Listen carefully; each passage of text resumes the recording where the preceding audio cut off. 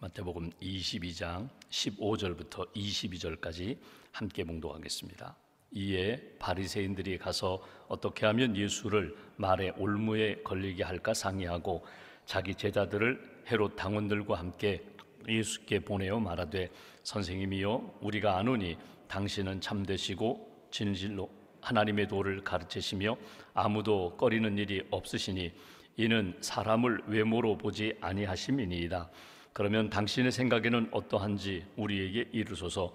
가이사에게 세금을 바치는 것이 옳으니이까 옳지 아니하니이까 하니, 예수께서 그들의 악함을 아시고 이르시되, 외식하는 자들아 어찌하여 나를 시험하느냐. 세금 낼 돈을 내게 보이라 하시니 데나리온 하나를 가져왔거늘 예수께서 말씀하시되, 이 형상과 이 글이 누구의 것이냐. 이르되 가이사의 것이니이다. 이에 이르시되, 그런즉 가이사의 것은 가이사에게, 하나님의 것은 하나님께 바치라 하시니, 그들이 이 말씀을 듣고 놀랍게 여겨 예수를 떠나가니라. 아멘. 하나님의 은혜와 평안이 여러분과 함께 하시기를 기원합니다. 오늘 말씀은 가이사의 것은 가이사에게, 하나님의 것은 하나님께 바치라, 아주 유명한 말씀을 우리가 오늘 말씀 가운데 듣게 됩니다. 이 말씀을 왜 예수님이 바리새인들에게 하셨는가? 조금 더 거슬러 올라가면 예수님이 십자가 지기하여 예루살렘에 입성하셨습니다. 그 입성하시는 장면을 다시 한번 이렇게 기억해 보면, 예수님이 어린 나귀 새끼를 타고 예수님이 예루살렘에 입성하신 겁니다. 나귀 새끼를 타고 입성한다. 왕들이 이렇게 입성할 때에 나귀 새끼를 이용했거든요. 그러니까 어떻게 보면 겸손의 왕으로, 나는 하늘을 섬기겠습니다, 하나님을 섬기겠습니다, 백성을 섬기겠습니다, 지극히 작은 자보다도 더 낮아져서 섬기겠습니다, 그런 지도자의 위치에 있지만 나는 낮아져서 섬기겠다고는 상징적인 표현이 나귀를 타고, 나귀 새끼를 타고 입성하는 거거든요. 그러니까 예수님이 나귀 새끼를 타고 예루살렘에 입성하시는 그 장면만 본다면 이런 오해를 받을 수 있습니다. 자기가 왕인가? 자기가 왕인가? 아니, 왕으로서 지금 그러면 입성하는 거야? 이런 오해를 받을 수 있는 그런 상황입니다. 쉽게 말하면 어떤 신학자는 그러죠. 나 죽여라, 나 죽여라. 그렇게 예수님이 예루살렘에 입성하셨다는 것입니다. 사람들이 호산나 다윗의 자손이여, 어린아이부터 어른에 이르기까지 종려나무 가지를 흔들고 자기 옷을 길에 깔아, 길에 펴면서 예수님의 오심에 대하여 호산나 다윗의 자손이여 찬송을 불렀습니다. 여기에 대하여 시비를 거니까 우리가 이미 읽은 말씀 마태복음 21장 16절에 보면은, 하나님께서 어린아이의 찬송을 온전케 하신다. 저들의 찬송이 호산나 다윗의 자손이여 우리를 구원해 주소서, 저들의 찬송이 합당하다는 거예요. 하나님이 받으시기에 합당한 찬송을 부르고 있는 거야. 그 이야기는 뭐냐면 내가 구원자 맞다는 거예요. 내가 이 땅에 온 인류의 구원자가 맞다. 호산나 우리를 구원해 주소서, 지금 구원해 주소서, 이 로마의 압제로부터 우리를 해방시켜 주소서, 그들의 찬송과 그들의 외침이 합당하다고. 이 과정을 보면은 예수님이 이미 십자가 지시기로 결정하시고 자원하여 십자가의 길을 향하여 걸어가시지만, 예수님을 시기하는 사람들은 빌미를 지금 하나씩 얻는 것입니다. 그래, 저가 지금 정치적으로 로마로부터 밑보이기 시작한다, 뭐 그런 과정이거든요.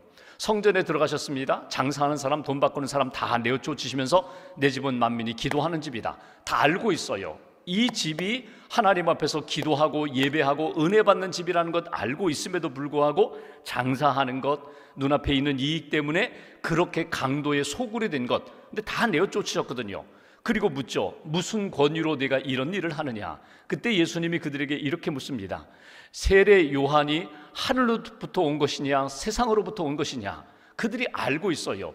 세례 요한이 하나님이 보내신 선지자라는 것을 알면서도 하늘로부터 온 사람입니다, 선지자 맞습니다, 요한의 선포대로 당신이 구원자 있습니다, 구원자 맞습니다, 이것을 말하고 싶지 않으니까 알면서도 모른다고 하죠.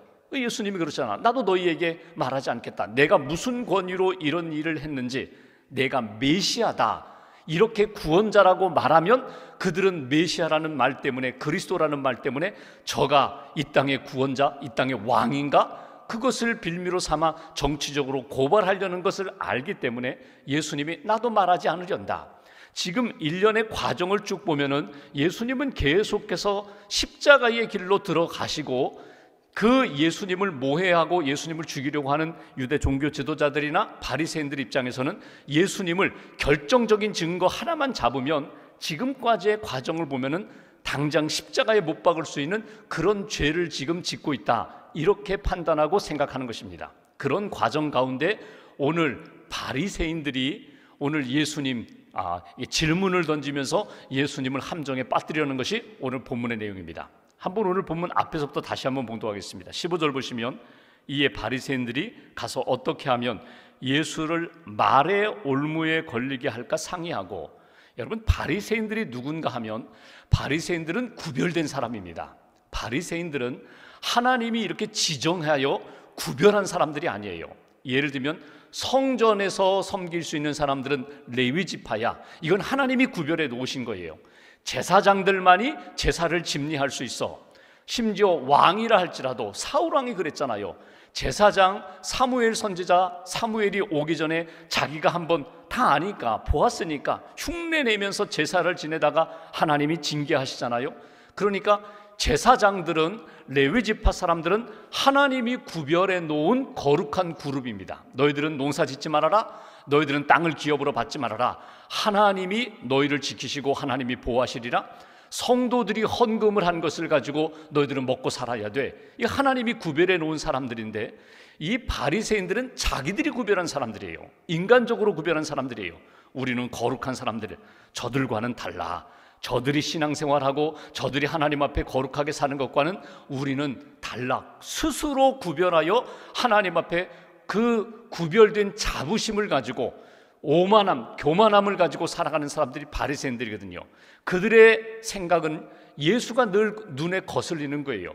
저를 어떻게 하면 잡아 죽일까? 상의했습니다. 지혜를 모았습니다. 인간적으로 세상적으로 지혜를 짠 것이 무엇인가 하면 오늘 예수님 앞에 나와 던지는 질문이에요. 조금 더 볼까요? 16절 말씀 보십시오. 인사하는 내용을 보십시오. 자기 제자들을 헤롯 당원들과 함께 예수께 보내어 말하되 선생님이여, 우리가 아노니 당신은 참되시고 진리로 하나님의 도를 가르치시며 아무도 꺼리는 일이 없으시니 이는 사람을 외모로 보지 아니하심이니이다. 여러분, 이 말을 보십시오. 다 맞는 말이에요. 높이는 말이에요. 칭찬하는 말이에요. 근데 여러분, 인사가 길면 외식이 되기가 쉬워요. 오늘 보십시오. 선생님입니다. 당신은 진리로 말을 가르치는 사람입니다. 당신은 외모로 보지 않는 참 하나님 같은 분입니다. 높여요. 그런데 속마음은 무엇입니까? 어떻게 해서든지 말로 이 올무에 함정에 빠뜨리고자 하는 바리새인들의 생각이에요. 17절, 당신의 생각에는 어떠한지 우리에게 이르소서. 가이사에게 세금을 바치는 것이 옳습니까? 옳지 않습니까? 이 질문이, 가이사에게 세금을 바치는 것이 옳습니까? 옳지 않습니까? 여러분, 이 질문은 사실은 아주 평범한 질문 같지만 이 질문을 통하여 정치적으로 예수님을 십자가에 못 박을 수 있는 근거를 만들기 위한 그런 질문이에요. 여러분, 이 세계 선교 역사를 보시면 복음을 전하는 나라, 복음을 전하면서 핍박받는 그런 선교사님들의 역사를 보면은 여러분, 예수 믿는 사람들이 그 나라에서 핍박을 받고 또는 순교할 때에 그가 신앙적인 문제로, 종교적인 문제로 순교하는 것, 재판받고 또 핍박받는 것, 그 문제가 아닙니다. 신앙적인 문제, 종교적인 문제지만 사실 그를 죽일 때, 핍박할 때는 무엇을 근거로 하는가 하면 정치적인 문제를 만들어서 핍박하고 순교시켜요. 로마가 그랬습니다. 로마가 가이사 황제의 그림을 그려놓고 여기에 절하라, 황제의 그림을 그려놓고 이 가이사가 너의 주인이라고 그렇게 말하라, 가이사가 우리의 주인입니다. 근데 그리스도인들은요, 그 황제 그림 앞에서 머리 숙이지 않았어요. 절하지 않았어요.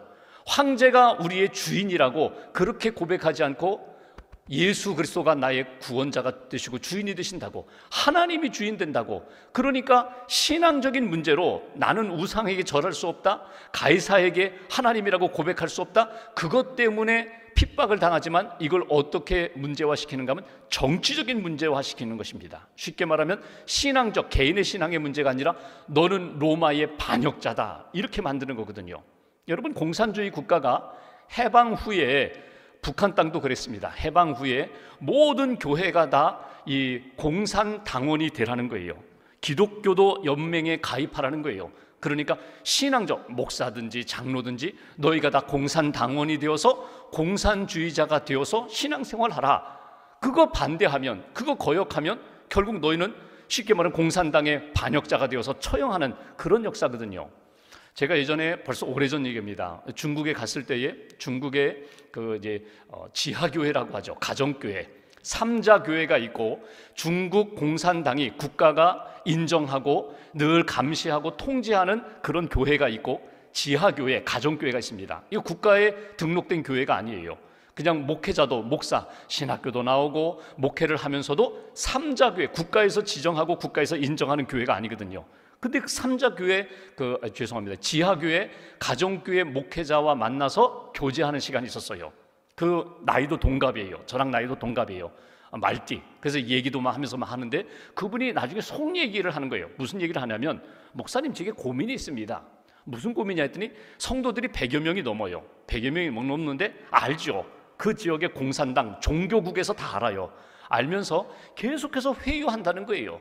이 교회를 그냥 삼자교회로, 국가에서 인정하는 교회로 등록만 해. 등록만 하면은 다 보장해 줄 텐데, 어떻게 보면 지원도 받을 수 있을 텐데 자꾸 이렇게 회유한다는 거예요. 근데 자기는 끝까지 어떤 핍박이 와도 삼자교회, 국가에서 통제하는 그 교회로 등록하고 싶지 않다는 거예요.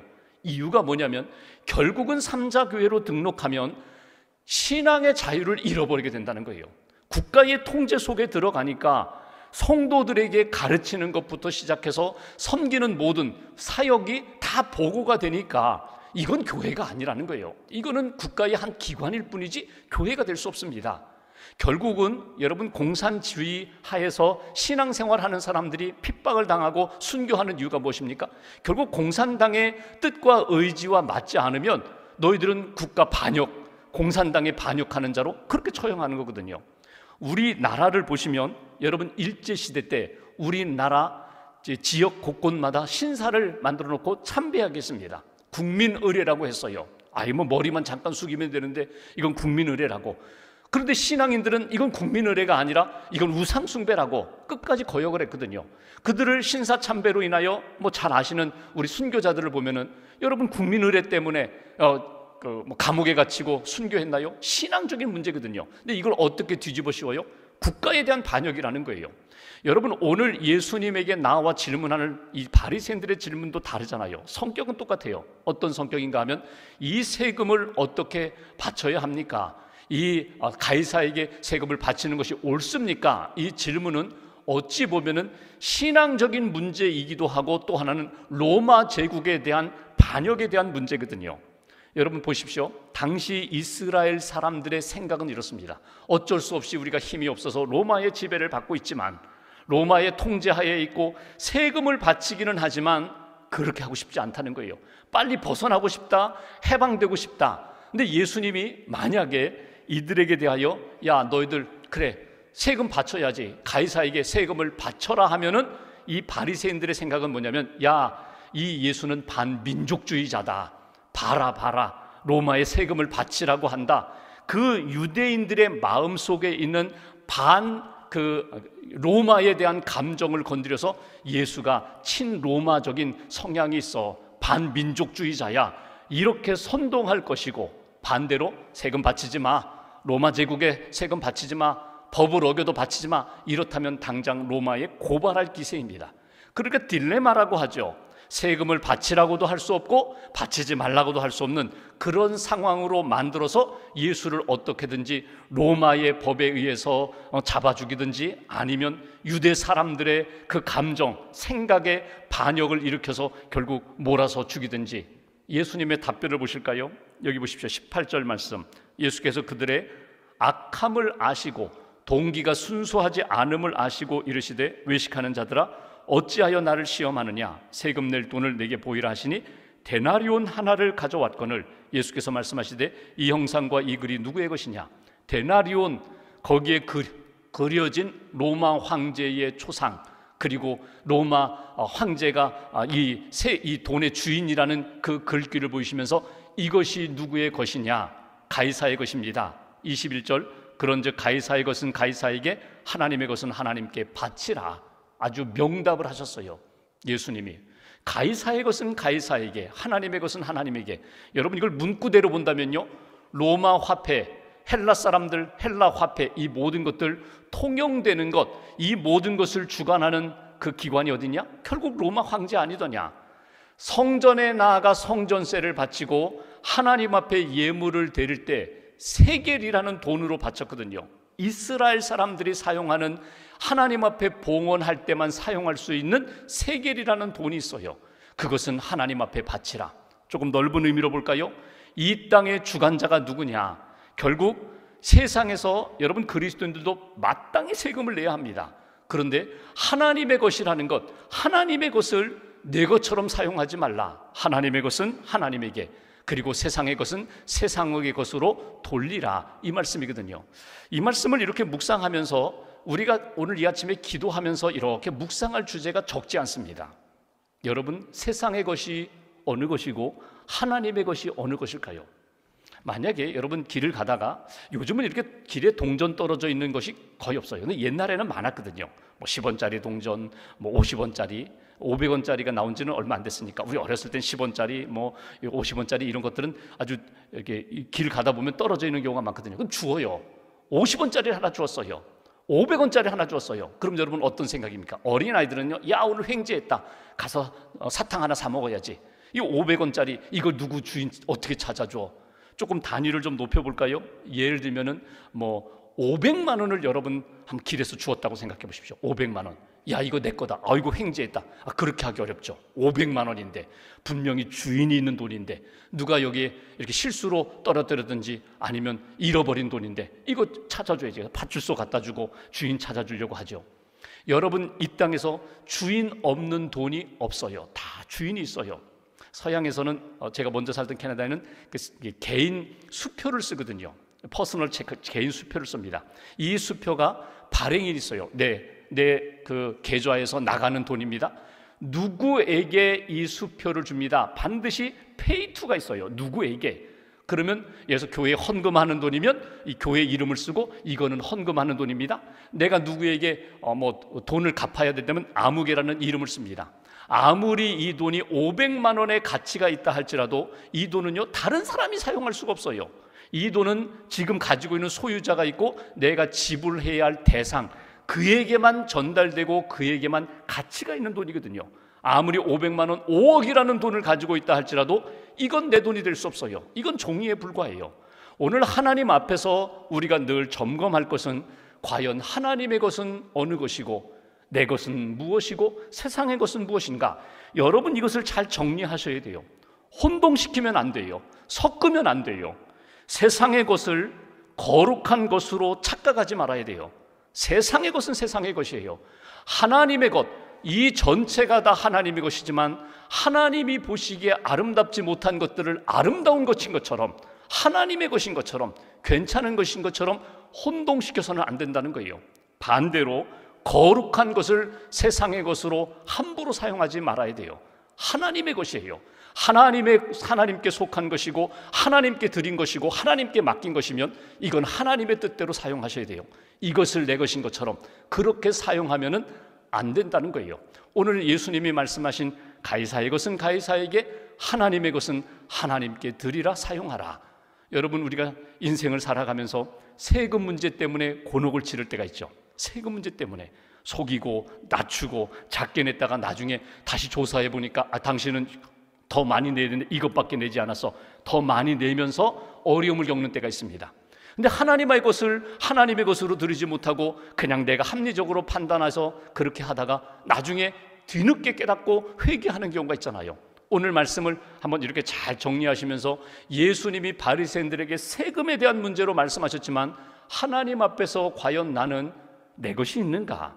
하나님의 것 내가 맡아서 사용하면서 마치 내 것인 것처럼 내가 함부로 사용하면서 하나님의 영광 가리는 일은 없는가? 다시 한번 이렇게 깊이 돌아보시면서 하나님의 것은 하나님에게 오늘 딱 붙잡으시면 좋겠습니다. 하나님이 내게 맡겨주신 것 하나님 앞에 부끄럽지 않게 사용하고 하나님 영광을 위해서 사용하는 그런 인생이 되어야 된다. 오늘 말씀 마지막에 그렇잖아요. 이 말씀을 듣고 무리가 그 가르침에 놀랐다. 어떻게 이런 말씀을 하실 수가 있는가? 이분이 진짜 하나님의 아들 메시아 맞구나. 우리 인생을 하나님 앞에 겸손함으로 하나님 앞에서 경건함으로 살아가면서 오늘 하나님의 기쁨이 되는 그런 한날, 그런 인생 잘 살아가시기를 주님의 이름으로 기원합니다. 기도하겠습니다.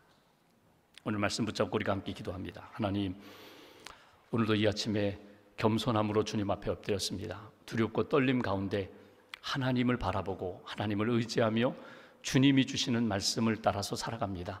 오늘 이 땅 살아가면서 하나님 영광 돌리는 그런 인생, 우리의 입술과 우리의 삶의 모든 일들이 하나님의 기쁨이 되기를 소망합니다.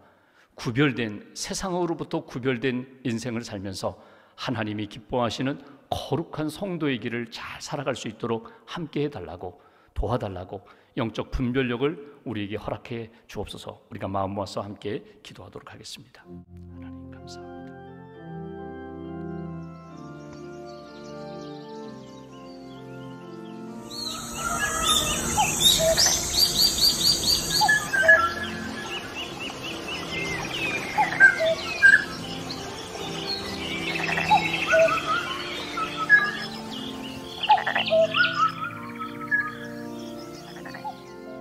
그때 바리새파 사람들이 나가서 어떻게 하면 말을 트집 잡아서 예수를 올무에 걸리게 할까 의논하였다. 그런 다음에 자기네 제자들을 헤롯 당원들과 함께 예수께 보내어 이렇게 말하게 하였다. 선생님, 우리는 선생님이 진실한 분이시고 하나님의 길을 참되게 가르치시며 아무에게도 매이지 않으시는 줄 압니다. 선생님은 사람의 겉모습을 따지지 않으십니다. 그러니 선생님의 생각은 어떤지 말씀해 주십시오. 황제에게 세금을 바치는 것이 옳습니까? 옳지 않습니까? 예수께서 그들의 간악한 생각을 아시고, 외식하는 자들아, 어찌하여 나를 시험하느냐? 세금 낼 돈을 내게 보여달라.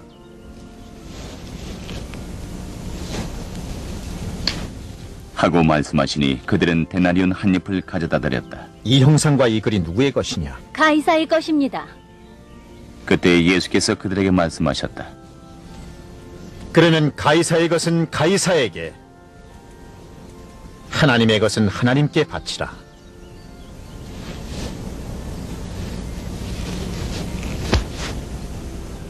그들은 이 말씀을 듣고 tam복하면서 예수를 떠나갔다.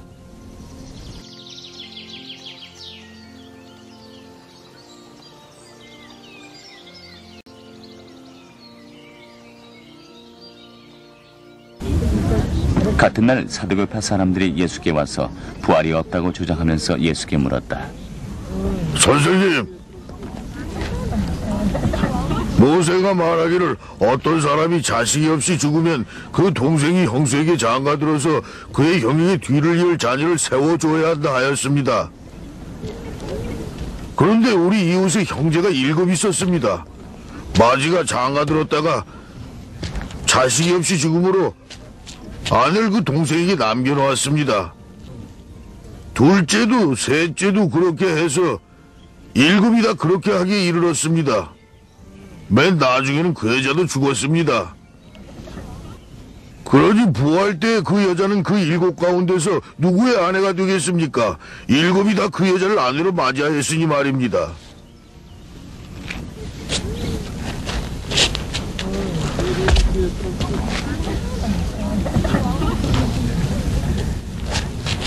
예수께서 말씀하셨다. 너희가 성경도 하나님의 능력도 알지 못하는 거로 오해하였도다. 부활 때에는 장가도 아니 가고 시집도 아니 가고 하늘에 있는 천사들과 같으니라. 죽은 자의 부활을 논할진대 하나님이 너희에게 말씀하신 바 나는 아브라함의 하나님이요 이삭의 하나님이요 야곱의 하나님이로라 하신 것을 읽어보지 못하였느냐? 하나님은 죽은 자의 하나님이 아니요 살아있는 자의 하나님이시니라. 무리가 이 말씀을 듣고 예수의 가르침에 놀랐다.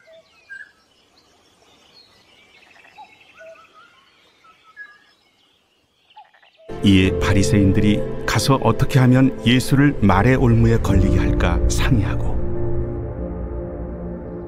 자기 제자들을 헤롯 당원들과 함께 예수께 보내어 말하되 선생님이여, 우리가 아노니 당신은 참되시고 진리로 하나님의 도를 가르치시며 아무도 꺼리는 일이 없으시니 이는 사람을 외모로 보지 아니하심이니이다. 그러면 당신의 생각에는 어떠한지 우리에게 이르소서. 가이사에게 세금을 바치는 것이 옳으니까 옳지 아니하니까? 예수께서 그들의 악함을 아시고 외식하는 자들아, 어찌하여 나를 시험하느냐? 세금 낼 돈을 내게 보이라. 하시니 데나리온 하나를 가져왔거늘 이 형상과 이 글이 누구의 것이냐? 가이사의 것이니이다. 그런즉 가이사의 것은 가이사에게, 하나님의 것은 하나님께 바치라. 그들이 이 말씀을 듣고 놀랍게 여겨 예수를 떠나가니라.